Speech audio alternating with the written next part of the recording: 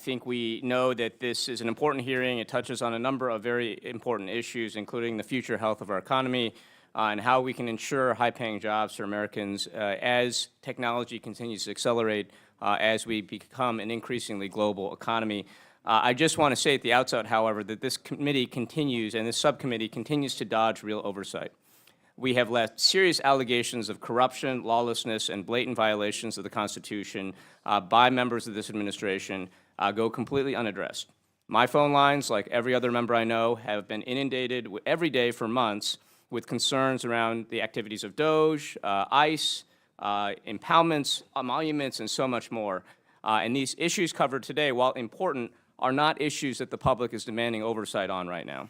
In particular, this committee keeps stonewalling a legitimate investigation into Jeffrey Epstein, denying the survivors justice.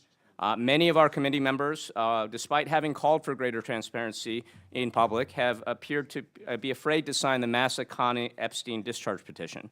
It needs one more vote to advance, and I would urge my colleagues on the Oversight Committee who have not signed on that petition to consider signing on to it. It is important.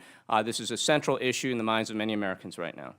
It's a dereliction of our constitutional duty to not investigate this. It is a matter of very, very clear importance, as we learned when we talked with the survivors the other day. But on this topic, I want to start with a discussion of trades and some of the things that are at issue here. I would say, first maybe I'll just ask a question here.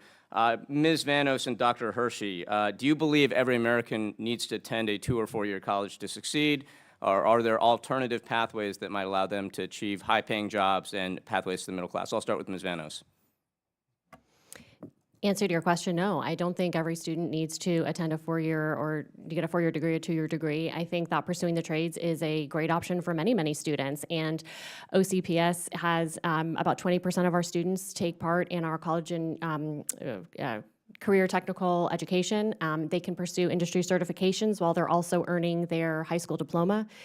So I think that's a great option for many of our students. We also have an apprenticeship program for post-secondary students where they take what they learned in high school and then they are able to work in many different industries, be able to get progressive, hourly increases as they're working and gaining more skills. So I think it is a very important part. And Dr. Hershey? No, absolutely not. We feel like there's multiple opportunities for kids to be successful in life, multiple avenues, which is why in our district we focus on making sure that every kid, we have 100% of our graduating seniors have a post-high school success plan to ensure that they have a pathway and they know where they're headed. I agree completely with what you've stated, and I would just note in our district in California, we have a number of different programs in our high schools. We've encouraged our community colleges to consider expanding here. There are going to be a lot of needs in the 21st century for people who work with their hands, whether it's installing solar panels, whether it is serving as sous chefs, whether it is repairing servers. There's a lot of work that we're going to need, and these can potentially be high-paying jobs. And the best part about a lot of these jobs is that they're AI resistant. No algorithm can install drywall or wire a breaker box. In California, the demand for skilled trades and labor is growing dramatically. As an example of this, the California Employment Development Corporation projects significant growth in the construction sector between the years 2022 and 2032. California is not alone in this regard, of course. Florida and Texas are seeing similar trends and projections. So, Mr. DeLender, I guess my question to you is, do you anticipate that the surge in demand for skilled trades and labor will continue as more baby boomers retire? Yes, absolutely. Yeah. Fantastic. So that, I guess, is why the Trump administration's April 23rd executive order preparing Americans for high-paying skilled trade jobs of the future troubles me. I think it's directionally right. It encourages more skilled trade and labor. It's trying to increase apprenticeship programs, but the cuts to Department of Labor staff and funding, the consolidation of programs that it contains, I am told by many of my trade unions, is going to be very, very problematic for trying to achieve these goals. Mr. DeLender, I just want to follow up with you. What value do you think high school partnerships offer to students who aren't planning to attend college? Look, high schools are kind of one of the areas we really focus on, especially those schools that have those trade programs that still exist.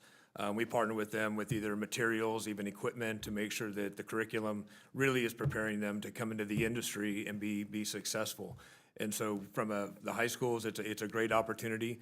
Frankly, we wish more had those type of trade programs in place. But that's where the apprentice, our program comes in. If they don't have that type of background, regardless, they can still come in and we can still provide that apprenticeship for them and that career opportunity. Yeah, I think for a generation or two now, we've been telling students, young people, that they have to go to four-year college to have a chance at the middle class.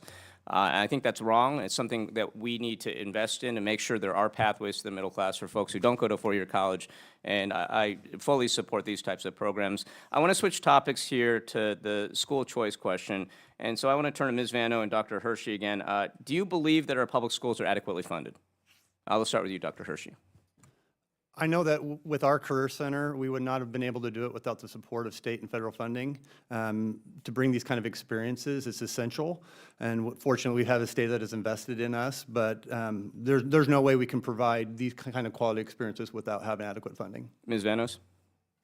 No, no, our public schools are not fully funded. In Florida, our teachers are paid 50th in the state.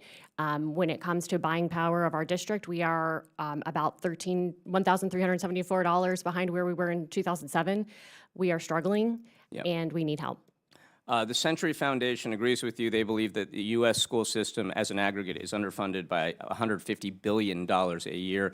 I will tell you in California, even though we have made dramatic strides in increasing funding, we're having a teacher problem right now. We're having trouble retaining and recruiting teachers. Class sizes are increasing. They're about 32 kids per classroom right now.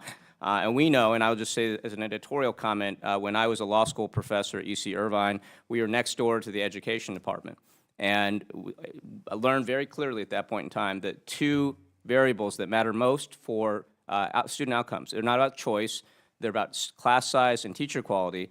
Any policies we make that drain resources from our public schools and impact teacher quality and class size are going to be detrimental to the outcomes of students. But with that, I yield back.